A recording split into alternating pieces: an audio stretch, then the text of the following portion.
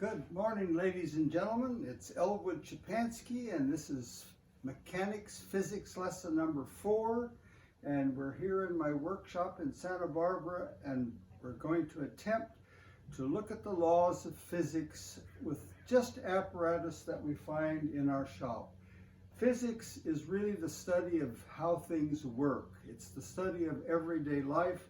I have a workshop. I love to work in the workshop, and almost everything I use has some application of physics. Well, I presented 3 short lectures while I was at the ranch on the pendulum, the potential kinetic energy relationship with the pendulum. I talked about the zip line. We talked about potential energy and kinetic energy, but usually we need to add to that and talk about the laws of motion. Now, the laws of motion actually started over 500 years ago. Well, they've been understood for thousands of years, some of them, but most of them were misunderstood. And it was Galileo in the 1500s and Newton in the 1600s, again, 400 or 500 years ago, that started putting together the laws of motion into mathematical form or into understandable form. So I want to talk about Newton's laws today because they're related to what we've done before. Newton has 3 primary laws. He's done many, many things. He was an astronomer, he was a philosopher, but he was also one of the best scientists that's ever existed. And he developed 3 laws that help us understand how the world works. And those 3 laws have to do with motion, and have to do with mass, and have to do with force.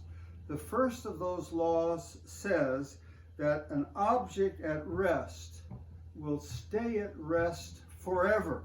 It'll never move unless there's some outside force that pushes on it to make it move. And once it's moving, it will continue moving in a straight line forever unless something changes it. Now, that was not something easy to demonstrate. Certainly that wasn't understood by the colleagues of Galileo and Newton 500 years ago. They thought for something to keep moving, you had to keep pushing on it. And you do. In everyday life, we don't just get on the road to Las Vegas, get up to 80 miles an hour and turn off the engine and travel forever. The car slows down.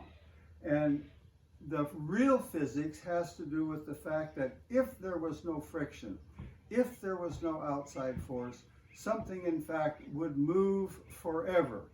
So to demonstrate that, I have some of my grandchildren's toys. This is a little toy car, and this is an incline that I have here. And what Newton did, maybe it was Galileo, he realized that if you had this little car just sitting here, it would stay there forever. And if you gave it a little push, it would move a little ways and then it would come to a stop. But if you could somehow eliminate the force of friction that was always present, then by raising this incline just a small amount, we can give a car a push and it will move at a constant speed. It won't go faster and faster. It won't go slower and slower. It'll move at a constant speed. My little car doesn't go straight, but you can see that this car would move on forever at a constant speed if it wasn't hitting something. And that is Newton's first law. An object at rest will stay at rest forever. An object moving will move in a straight line forever unless or until some outside force changes that motion. Okay, that's Newton's first law. The second law becomes a little bit more complicated because it has to do with forces and it has to do with masses. This is a 1 kilogram mass, and in America we kind of confuse things compared to the Europeans, to the French, because we use a system of measurement that is different than theirs. In France, they would measure and weigh something by determining the mass. They would compare masses. In the United States, unfortunately, in many ways, we look at the weight of something. This kilogram mass weighs 2.2 pounds.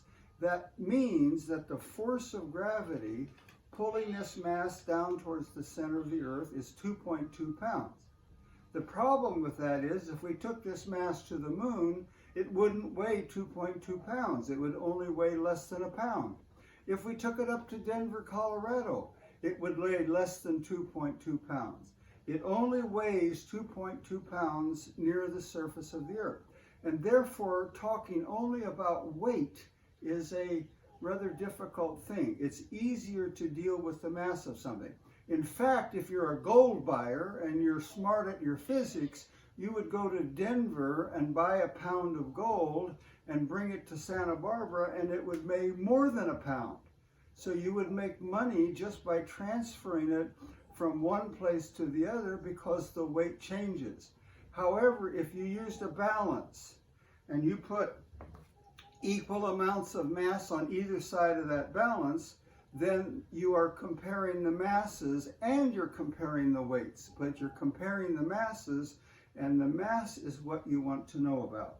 Okay, well, Newton's second law is very, very important because it says that if you exert a force on something, it's so-called unbalanced force, that object will change its speed. That is, if I'm in a car and I step on the gas, let me get a bigger car.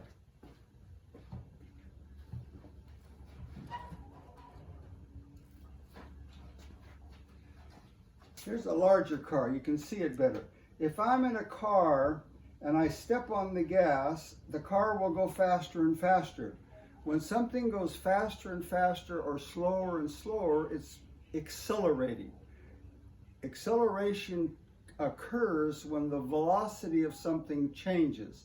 So going faster and faster is accelerating, going slower and slower is decelerating, but it's still a form of acceleration.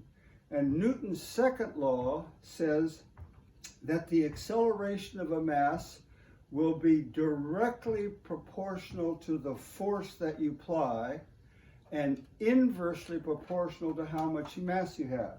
That means if I apply 10 pounds of force to this car, it will accelerate at a certain rate.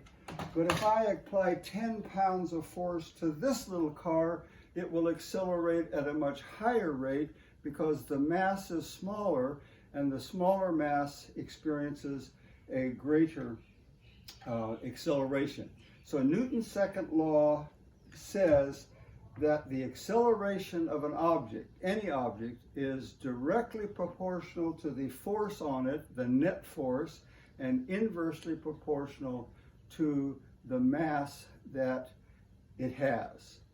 I'm going to stop now, and then we'll finish Newton's laws in a different video.